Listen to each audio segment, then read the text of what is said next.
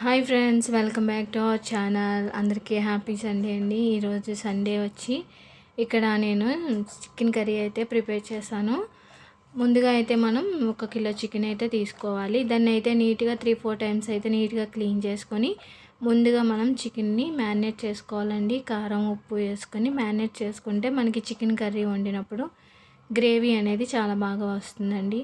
తర్వాత నెక్స్ట్ వచ్చి ఇక్కడ నేనైతే ఒక పెద్ద సైజు ఉల్లిపాయ, ఆనియన్స్ 2 తీసుకున్నాను. ఒక 3 పచ్చిమిర్చి తీసుకున్నానండి. దీంట్లోకి అయితే మసాలా అనేది ప్రిపేర్ చేశాను. అది 2 టమాటాలు, 2 వెల్లుల్లి రెబ్బలు, కొంచెం జీలకర్ర, కొంచెం అల్లం ముక్క వేసి అయితే నేను మిక్సీ పట్టేశానండి. దీనివల్ల ఏంటంటే మనకి గ్రేవీ అనేది వస్తుంది. టేస్ట్ కూడా చాలా బాగుంటుందండి మిక్సీ పట్టేసుకుంటే. నెక్స్ట్ ప్రాసెస్ వచ్చి మనము బాండీ పెట్టుకొని దీంట్లోనూ కర్రీకి సరిపడా ఆయిల్ అనేది వేసుకోవాలి.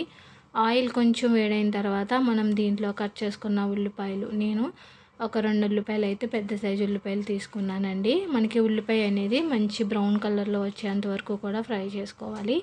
దానికోసం నేను ఇక్కడ 1 స్పూన్ పసుపు, టేస్ట్కి సరిపడా ఉప్పు, మనం ఆల్రెడీ చికెన్ మ్యారినేట్ చేసినప్పుడు ఉప్పు వేసాం కాబట్టి ఇక్కడ చూసుకొని వేసుకోవాలండి. కర్రీలోకి మనం ఇక్కడ ఆనియన్స్ అనేది కొంచెం ఫ్రై అవ్వాలి. మనకి మంచి కలర్లో ఫ్రై అవుతే కర్రీ అనేది టేస్ట్ చాలా బాగుంటుంది.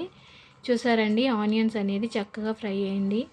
ఇక్కడ తర్వాత ఆనియన్ ఫ్రై అయిన తర్వాత మనం ఇక్కడ ఉల్లిపాయలు ఫ్రై అయిన తర్వాత చికెన్ మ్యారినేట్ చేసుకొని పక్కన పెట్టుకున్నాం కదండి, ఆ చికెన్ని కూడా దీంట్లో వేసేసుకోవాలి. ఇక్కడ చికెన్ కూడా కొద్దిసేపు అయితే మగ్గాలండి. మనకి చికెన్లో ఉండే వాటర్ అనేది ఉంటుంది కదా, అదంతా కూడా ఇంకిపోయేంత వరకు కూడా మీడియం సైజులో పెట్టుకొని చికెన్ అనేది మనం మగ్గించుకోవాలండి. ఇక్కడ ఆల్రెడీ మనం కారం ఉప్పు వేసాం కాబట్టి కొద్దిసేపు మగ్గించుకుంటే మనకి టేస్ట్ అనేది చాలా బాగుంటుంది. ఒక్కసారి అయితే కలిపేసుకొని మనం మూత పెట్టేసుకుంటే మనకి చికెన్ అనేది పర్ఫెక్ట్గా మగ్గుతుందండి. ఇక్కడ చూసారా అండి, చికెన్ అనేది చక్కగా దాంట్లో ఉండే వాటర్ అనేది కూడా చక్కగా మగ్గిపోయింది. నెక్స్ట్ వచ్చి దీంట్లోకి మనం 2 టమాటాలు, వెల్లుల్లిపాయ, జీలకర్ర, అల్లం అనేది మిక్సీ పట్టేసాం కదండి, ఆ పేస్ట్ అనేది మనం ఈ చికెన్లో వేసేసుకోవాలి. వేసేసుకున్న తర్వాత ఒక్కసారి చికెన్కి అంతా కూడా బాగా కలిసేంత వరకు కూడా కలుపుకోవాలండి. ఎందుకంటే ఆ టమాటా అనే పేస్ట్ అనేది ఉంది కదండి, అదంతా కూడా చికెన్కి బాగా కలిస్తే దాని ఫ్లేవర్ అనేది మనకి చాలా బాగుంటుంది. కలిపేసుకున్న తర్వాత ఒక్కసారి మనం మూత పెట్టేసుకోవాలి. చూసారండి, మళ్ళీ మూత తీసుకుని చూసుకుంటే మనకి వాటర్ అనేది పైకి ఎలా వచ్చింది, ఎందుకంటే టమాటాలో ఉండే వాటర్ అనేది మనకి పైకి అనేది తేలుతుందండి. నెక్స్ట్ వచ్చి దీంట్లో నేను కారం అనేది 1 స్పూన్ కారము, 1 స్పూన్ ధనియాల పొడి అయితే వేసుకుంటున్నాను. ఇంకా వాటర్ అనేది ఏమి వేయట్లేదండి, ఎందుకంటే మనకి ఈ వాటర్ సరిపోతుంది. మళ్ళీ ఇంకెక్కువ వాటర్ అయితే మనకి చికెన్ కర్రీ అంత టేస్ట్ బాగోదండి. ఈ వాటర్తో మనం చికెన్ అయితే చక్కగా మగ్గించేసుకోవచ్చు.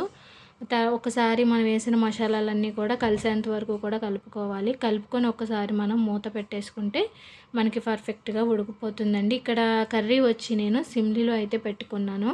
సిమ్లీలో పెట్టుకుంటే కర్రీ అనేది మనకి చాలా బాగా కుక్ అవుతుందండి. ఇంకా లాస్ట్ ఫైనల్ కర్రీ దింపేస్తామనగా దీంట్లో కొత్తిమీర అనేది యాడ్ చేసేసుకోవాలి. కొత్తిమీర వేసుకుంటే ఫైనలీ మనకి కర్రీ అనేది అయిపోతుందండి. ఇక్కడ ఆయిల్ అనేది పైకి కూడా తేలిపోయింది, అంటే మనకి కర్రీ అనేది అయిపోయిందండి. చక్కగా చిక్కటి గ్రేవీ తోటి మసాలా తక్కువగా వేసుకొని పిల్లలకైనా పెద్దవాళ్ళకైనా చపాతీలోకైనా రైస్లోకైనా చాలా బాగుంటుందండి. చూసారా అండి, సూపర్గా వచ్చింది కర్రీ కూడా. మనకి ఫైనలీ చికెన్ కర్రీ అయితే చాలా బాగా వచ్చిందండి. మీకైతే కర్రీ నచ్చిందో లేదో ఖచ్చితంగా అయితే లైక్ చేయండి.